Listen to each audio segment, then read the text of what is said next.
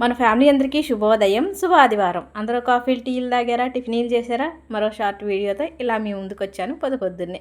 నిన్న లాంగ్ వీడియోలో చెప్పాను కదా, పనసకాయ పండలేదండి కొయ్యకండి అంటే, పండింది వాసన వస్తుంది అని కోసారు.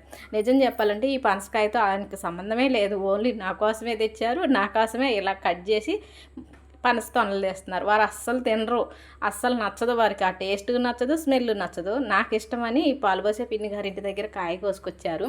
కానీ ఇంకొక రోజు లేదా 2 రోజులు ఉంచినట్టయితే ఇంకా బాగా పండేది.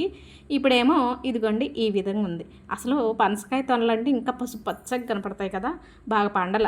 చెట్టు ఏమో మంచి బలం కల్ల నేల మీద ఉండి బలం ఎక్కువ ఉండటం వల్ల ఏమో కానీ అప్పుడప్పుడు మీరు చూసి మనం కూర చేసుకునే దోసకాయలు పగుళ్ళు వస్తాయి కదా, పగుళ్ళు, అట్లే ఈ పనసకాయ కూడా చెట్టు మీదే పగిలిందండి.